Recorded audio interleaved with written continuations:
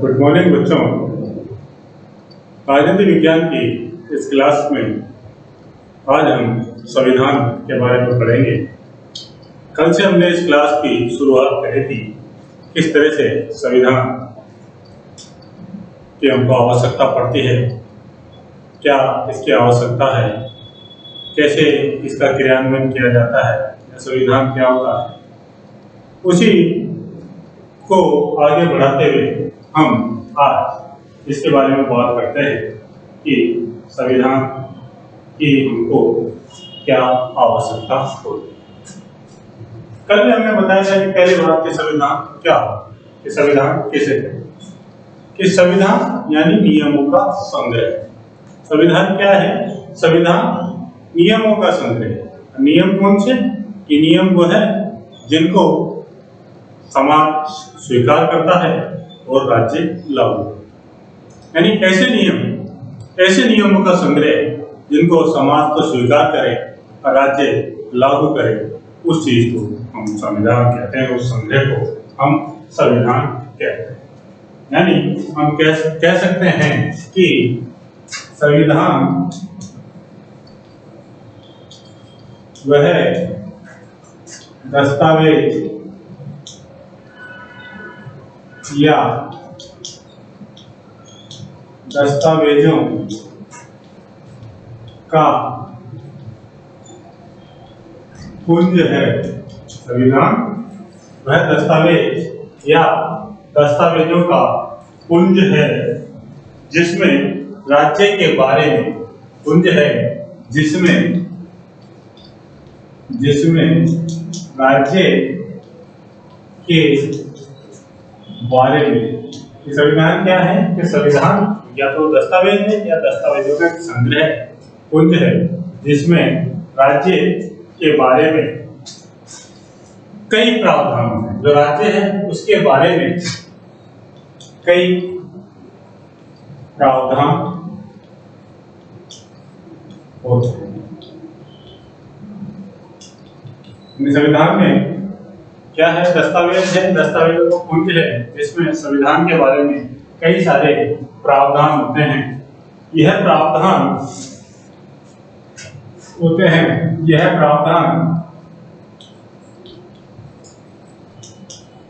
यह बताते हैं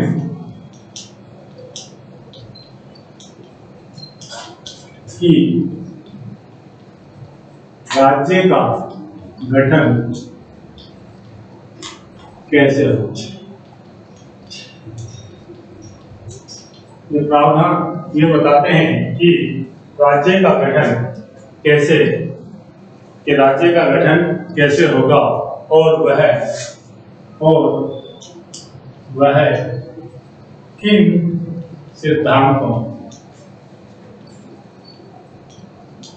सिद्धांतों पर कार्य करेगा। ये राज्य का गठन कैसा होगा? कि संविधान में दस्तावेज है या दस्तावेजों का पुंज है जिसमें राज्य के बारे में कई प्रावधान, और वो जो प्रावधान है राज्य के बारे में, जो प्रावधान है वो ये बताते हैं कि राज्य का गठन किस तरह से होगा और वह राज्य किन सिद्धांतों पर कार्य करेगा। यानी हम कह सकते हैं कि संविधान उन नियमों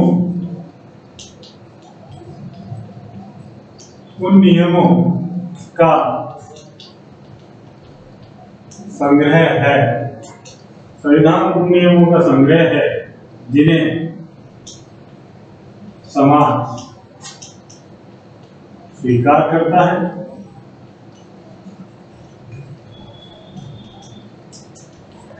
समाज को स्वीकार करता है और राज्य लागू करता है।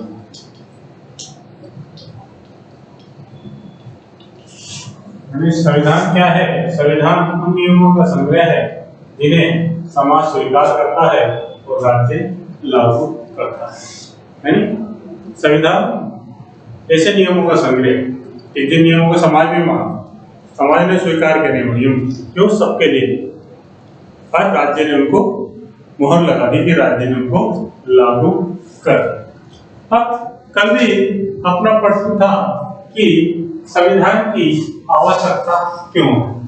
कल भी हमने इसके संबंध में बात करी थी कि संविधान की आवश्यकता क्यों है, किस कारण से हमें संविधान की आवश्यकता पड़ती है, उसके बारे में हमने थोड़ा बहुत आपको बताया भी था। क्या आवश्यकता है संविधान की, या संविधान क्या क्या कार्य करता है, तो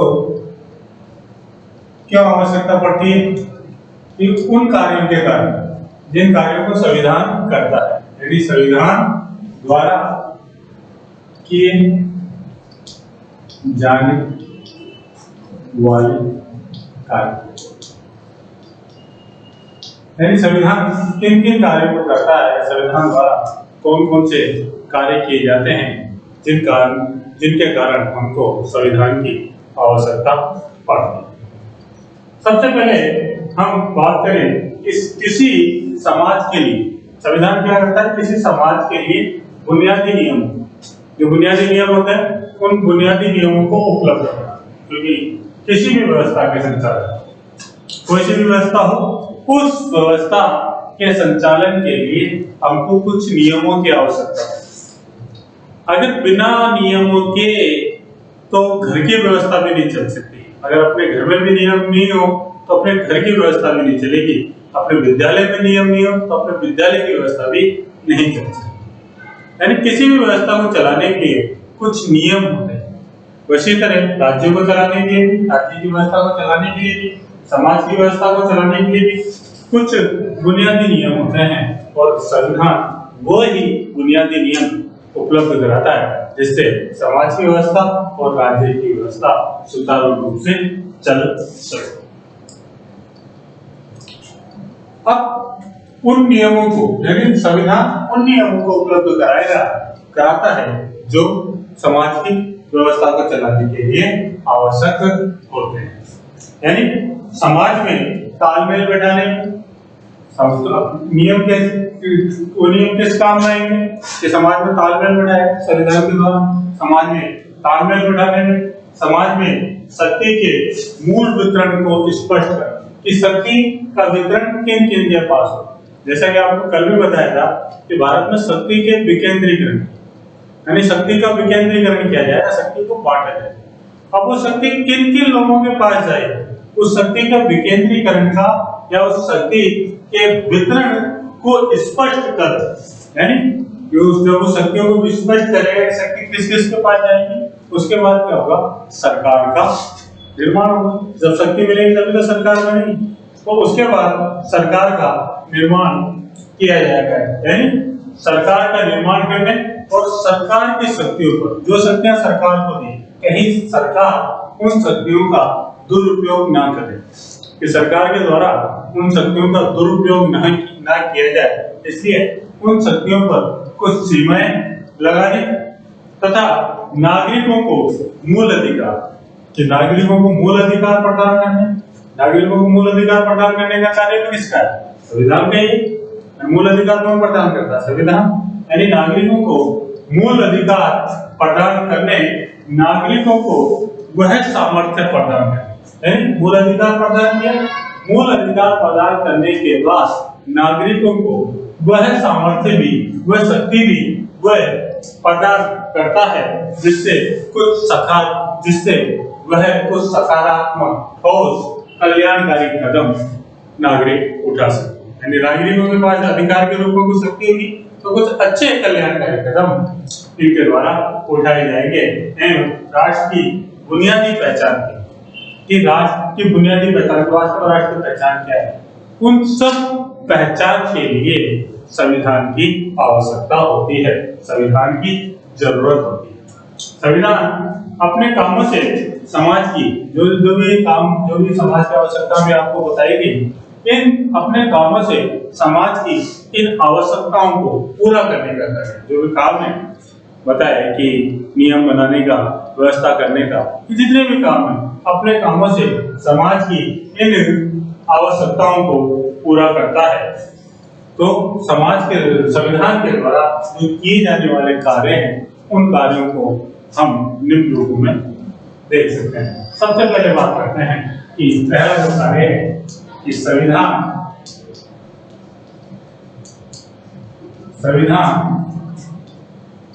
तालमेल बैठाता है।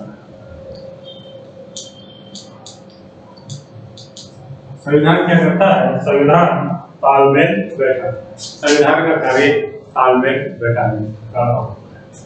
संविधान के द्वारा तालमेल बैठाया जाता है। संविधान तालमेल बैठाता है कि वह किस तरह से तालमेल बैठाता है। आपस में कि संविधान तालमेल तो बैठाता है, लेकिन किस तरह से वो तालमेल बैठाता है कि जो भी वो बुनियादी नियमों का निर्माण करता है समाज की व्यवस्था संचालन के लिए, जो भी वो बुनियादी नियमों का समूह उपलब्ध कराता है, इसको कि राज्य की व्यवस्था सुचारू रूप से चल सके, राज्य की व्यवस्था अच्छी तरह से चल सके, तो उस व्यवस्था के संचालन के लिए राज्य जो भी बुनियादी नियमों का समूह उपलब्ध कराता है, जिससे समाज के सदस्य, यानी अब वो नियम क्या होते हैं? सबके लिए बराबर होते हैं।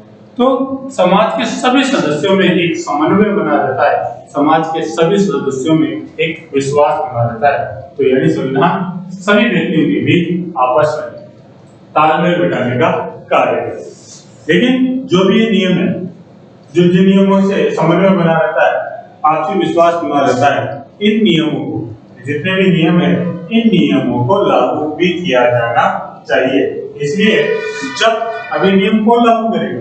समाज ने राज्य ने लागू कर दिया, लेकिन समाज ने नहीं माना, तो फिर तो जब इन नियमों को लागू किया जाता है तो लागू कराने का कार्य न्यायालय द्वारा किया जाता है। और जब न्यायालय उन नियमों को लागू कर देता है तो सभी को एक विश्वास हो जाता है कि सभी इन नियमों का पालन करेंगे। बाध्यता अगर नहीं करेंगे तो न्यायालय द्वारा उस व्यक्ति को या उस व्यक्ति समूह को दंडित किया जाएगा जिन्होंने नियमों का पालन नहीं किया। अगर हम सभी व्यक्ति समाज में कुछ नियम बना लेते हैं आपस में, और कोई व्यक्ति नियमों का पालन नहीं करे तो समाज उसका कुछ ही नहीं कर सकता। लेकिन राज्य के द्वारा, न्यायालय के द्वारा अगर ये नियम बनाए जाते हैं और फिर व्यक्ति उन नियमों को तोड़ता है तो निश्चित रूप से वो सजा का हकदार है। इसलिए नियमों को न्यायालय द्वारा लागू किया जाता है ताकि सभी नियमों का पालन करते हैं, क्योंकि ऐसा करने, इन नियमों के द्वारा ऐसा करने, जो नियम लागू करते हैं वो ऐसा करने, ऐसा ना करें। नियमों को जो व्यक्ति अगर उनको अमल में ना लाए, उन नियमों को नहीं माने, तो ऐसा ना करने पर व्यक्ति क्या होगा? दंड का भागीदार, सजा का भागीदार। ऐसे नियमों को, इसलिए संविधान ऐसे नियमों को ना सिर्फ उपलब्ध करा कि राज्य को देते सिर्फ ये कार्य नहीं करता, बल्कि संविधान न्यायालय द्वारा उन नियमों को लागू कराने का कार्य भी करता है। आगे बात करते हैं बच्चों, जो दूसरा कार्य है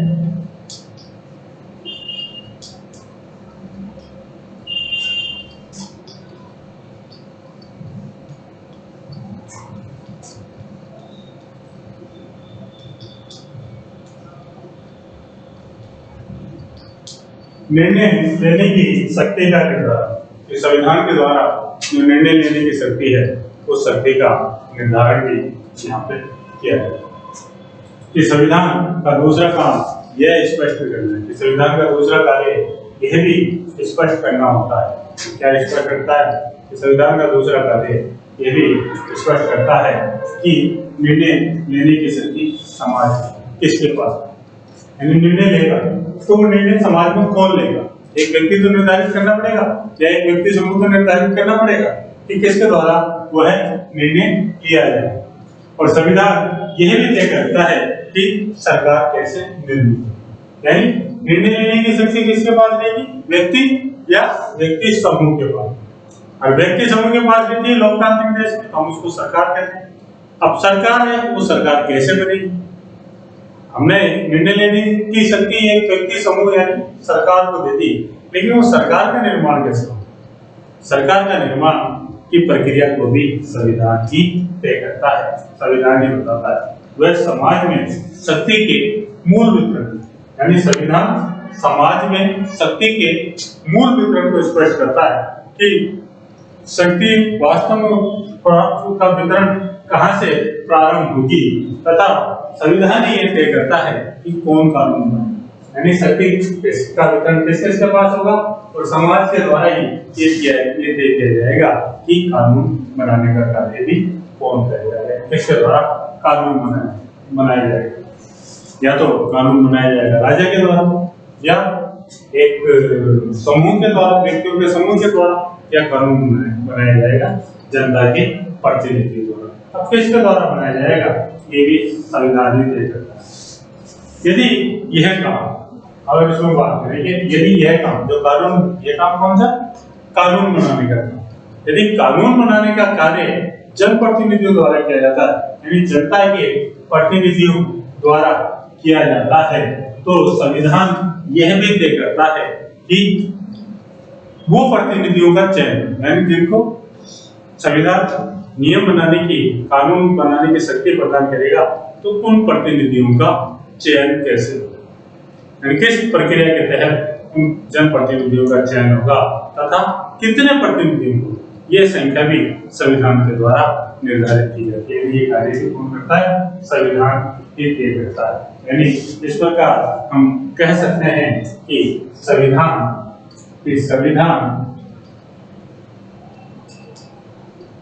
सरकार बनाने वाली सत्ता है। संविधान क्या है, संविधान सरकार बनाने वाली सत्ता है। संविधान का नाम सरकार बनाना या सरकार बनाने वाली सत्ता संविधान की होती है, यानी निर्णय लेने की जो शक्ति का निर्धारण वो भी संविधान के द्वारा किया जाता है। नेक्स्ट है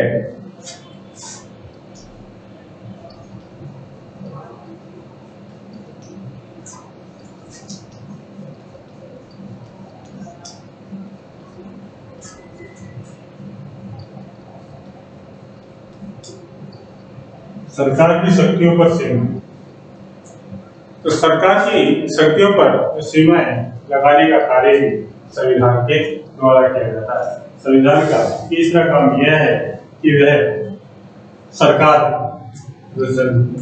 जिस सरकार का निर्माण भी संविधान के द्वारा ही किया गया है, कि उसको जो शक्तियां उसने प्रदान की चाहिए कि वह सरकार पर अपने नागरिकों पर लागू किए जाने वाले जो कानून, यानी सरकार जो अपने नागरिकों के लिए जो कानून लागू करती है, जो कानून बनाती है, उन कानूनों को लागू करने की सीमा की, किस सीमा तक सरकार नागरिकों पर कानून लागू कर सकती है, ये सीमाएं भी ये कानून द्वारा ये सीमा ये तय करने का कार्य भी कि किस सीमा तक लागू होगा, तो वो कार्य भी कौन करता है, संविधान ही करता है। कि सरकार और जो सीमाएं संविधान ने तय कर दी, जो सीमाएं संविधान ने बना दी, जो सीमाएं संविधान के द्वारा बना दी गई, उन सीमाओं को का उल्लंघन सरकार के द्वारा नहीं किया जा सकता, ऐसी व्यवस्था भी संविधान करता है। इसमें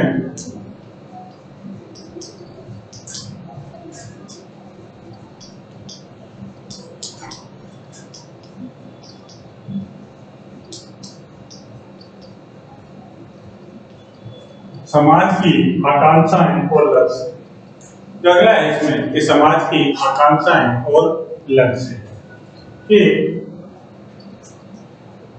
संविधान का चौथा काम यह है कि वह सरकार को, जो अगला काम है संविधान का 1 2 3 चौथा कार्य, कि संविधान का चौथा कार्य यानी यह है कि वह समाज ऐसी क्षमता प्रदान करे, सरकार को ऐसी क्षमता प्रदान करे जिससे कि सरकार जो जनता की आकांक्षाएं, जनता के जो लक्ष्य हैं, उन आकांक्षाओं को, उन लक्ष्यों को सरकार पूरा कर सके और एक न्यायपूर्ण समाज की स्थापना करने के लिए क्या लक्ष्य क्या हो जाएगा, जो जनता की आकांक्षाओं की पूर्ति और एक न्यायपूर्ण समाज की स्थापना के लक्ष्य की पूर्ति कर सके।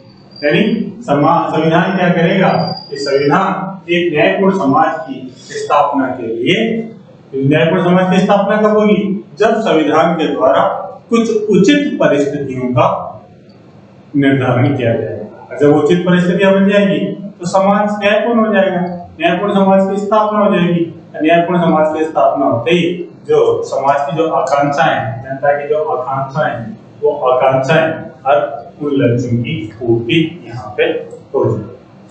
इसके अलावा बच्चों आगे बात करें, अगले कार्य की अगर अपन बात करें तो वह है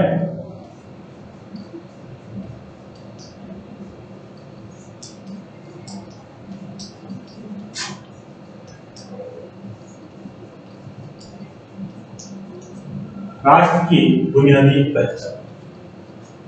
राष्ट्र की बुनियादी पहचान कि एक राष्ट्र की क्या बुनियादी पहचान है, उसकी वास्तविक पहचान क्या है, भारत देश की पहचान क्या है, हमारे देश राष्ट्र की पहचान क्या है। कि संविधान किसी समाज की बुनियादी पहचान है। यानी उस देश के अगर संविधान को देख लो, संविधान को पढ़ लो, तो ये पता चल जाएगा कि इस संविधान की बुनियादी पहचान क्या है, किस तरह की इसकी बुनियादी पहचान है। अर्थात इसके माध्यम से किसी समाज की एक सामूहिक इकाई, यानी संविधान के माध्यम से ही किसी समाज की एक सामूहिक इकाई की पहचान वहां पे परिलक्षित होती है। पहचान यहाँ नजर आएगी कि उसकी पहचान क्या है। संविधान के द्वारा कोई समाज बुनियादी नियमों और सिद्धांत, यानी संविधान ने जो कोई नियम और सिद्धांत बनाए तो कोई भी समाज उनसे सहमत हो। अभी बताया था कि समाज की सहमति आवश्यक है कि जिन्हें समाज स्वीकार करता है, यानी सहमति देता है। इस सिद्धांतों पर समाज की सहमति होकर अपनी मूलभूत राजनीतिक पहचान बनाने का जो कार्य है वो संविधान के द्वारा ही किया जाता है। उस पहचान को बनाने का कार्य किसके द्वारा किया जाता है? संविधान के द्वारा किया जाता है।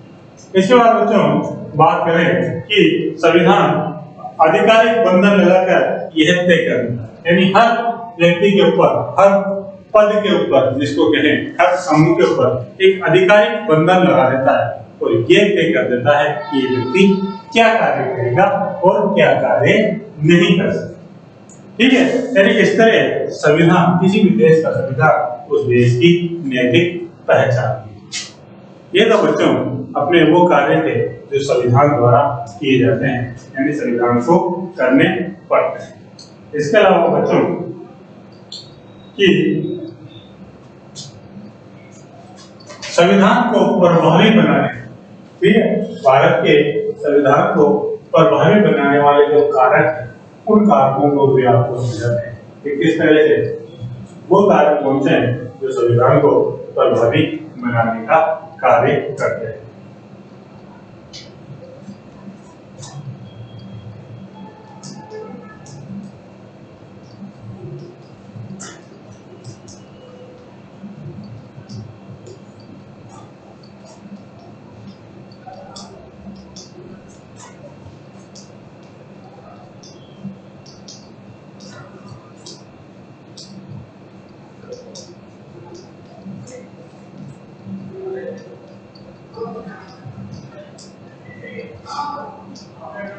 कि संविधान को प्रभावी, योग्य एवं सम्मानजनक बनाने वाले ऐसे कारक जो संविधान को प्रभावी बनाते हैं, योग्य बनाते हैं, सम्मानजनक बनाते हैं, ऐसे कारक कौन कौन से हैं, उन कारकों के बारे में भी पढ़ रहे हैं। कि सबसे पहले संविधान को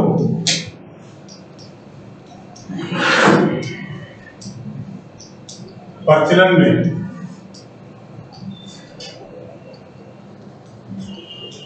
लाने का तरीका।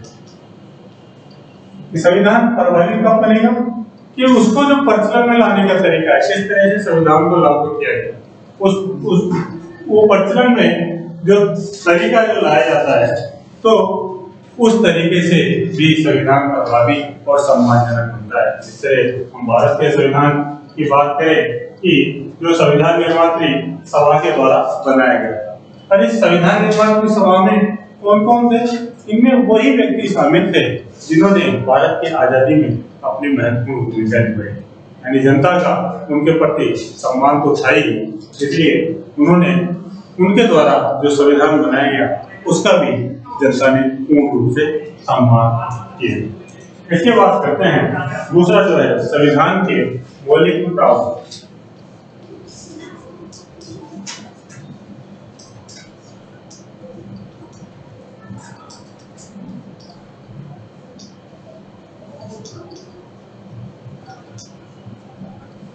जो संविधान के मौलिक प्रावधान भी होते हैं वो भी व्यक्ति की पहचान बनाते हैं, संविधान की पहचान बनाते हैं। इस तरह को उसको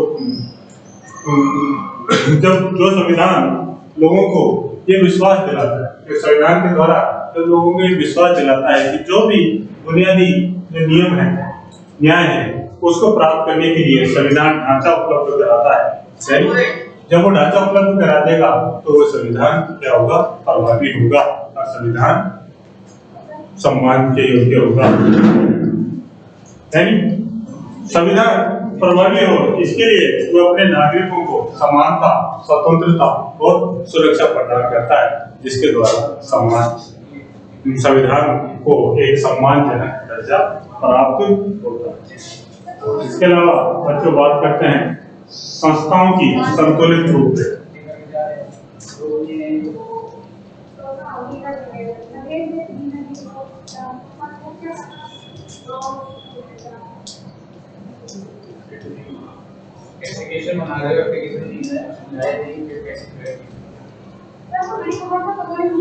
संस्थाओं की संतुलित रूप है। जो भी संस्थाएं हैं वो संस्थाएं जो संविधान में जो शक्तियों का बंटवारा इस प्रकार करता है, जो भी शक्तियों का वितरण किया जाता है कि वो शक्तियों का बंटवारा इस प्रकार करता है कि कोई एक समूह या संस्था संविधान को नष्ट न कर सके। यानी शक्तियों को अलग अलग समूह या संस्था में बांट दिया, सारी शक्तियां और समूह सारी शक्तियां किसी एक ही समूह को नहीं देगी। अगर दे देंगे तो क्या होगा, नष्ट कर देगा, संविधान को नष्ट कर देगा। ठीक है, तो कई संस्थाओं में बांट देते हैं। जैसे भारतीय संविधान में सरकार को शक्ति प्रदान करी, लेकिन सरकार को 3 अलग अलग कार्यपालिका, विधायिका और न्यायपालिका के रूप में बांटा, ताकि कोई सा भी संविधान को नुकसान नहीं पहुंचा। बच्चों, ये संविधान को प्रभावी बनाने वाले कारक थे। आज की क्लास से संबंधित अगर आपके कोई प्रश्न हो जरूर संपर्क कीजिएगा। धन्यवाद।